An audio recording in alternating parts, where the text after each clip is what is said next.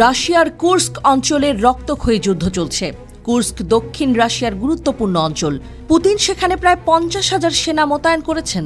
ইউক্রেনের president Volodymyr Zelensky দাবি করেছেন ইউক্রেনীয় সেনারা সেখানে শক্তিশালী শত্রু বাহিনীকে আটকে রেখেছে। কিন্তু কি হবে শেষ পর্যন্ত?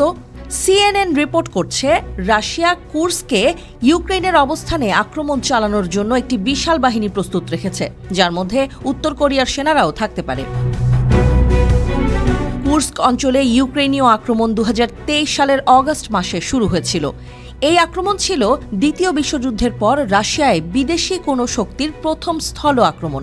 ইউক্রেন দাবি করেছে তারা এই আক্রমণ শুরু করেছিল কারণ রাশিয়া এই অঞ্চল থেকে নতুন আক্রমণ চালানোর পরিকল্পনা করছিল, তাই তারা বাফার জোন তৈরি করার জন্য এই পদক্ষেপ নিয়েছিল।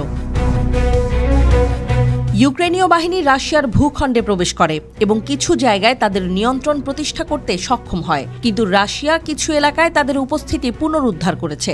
কিছুদিন আগে ইউক্রেন অভিযোগ করেছিল রাশিয়ার সীমান্তে তাদের সেনাবাহিনীর সঙ্গে উত্তর কোরিয়ার সেনাদের লড়াই হয়েছে। স্পষ্ট হয়ে গেছে উত্তর কোরিয়ার সেনারা রাশিয়াকে সরাসরি সাহায্য করছে।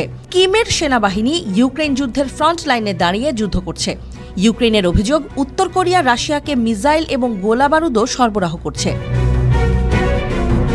উত্তর কোরিয়া এবং রাশিয়া সম্প্রতি তাদের সম্পর্ক আরও দৃঢ় করেছে। রাশিয়ার প্রেসিডেন্ট ভ্লাদিমির পুতিন উত্তর কোরিয়ার সঙ্গে একটি সামরিক চুক্তি স্বাক্ষর করেছেন, যা দুই দেশের মধ্যে কৌশলগত সহযোগিতা বাড়ানোর কথা বলেছে।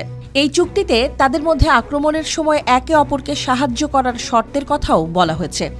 একদিকে ইউক্রেনীয় বাহিনী রাশিয়ার আক্রমণ ঠেকাতে মরিয়া, অন্যদিকে রাশিয়া তার নতুন সহযোগী উত্তর কোরিয়া সঙ্গে নিয়ে আক্রমণ চালাচ্ছে।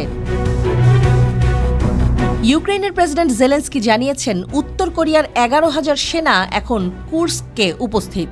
তারা সরাসরি যুদ্ধে অংশগ্রহণ করছে। ইউক্রেনীয় বাহিনী কুর্স্কের পাশাপাশি বেলগোরোদ এবং ইউক্রেনীয় ভূখণ্ডেও রুশ সেনাদের বিরুদ্ধে লড়াই চালিয়ে যাচ্ছে। কুর্স্কে চলমান এই যুদ্ধ একটি মহাকাব্যিক পরিণতির দিকে যাচ্ছে। ইউক্রেনীয় বাহিনী, রাশিয়া এবং উত্তর কোরিয়ার এই ত্রিমুখী পরিস্থিতি কি কুর্স্ককে নতুন এক যুদ্ধক্ষেত্রে পরিণত করবে? বিশ্বমঞ্চে এর প্রভাব কি হতে পারে?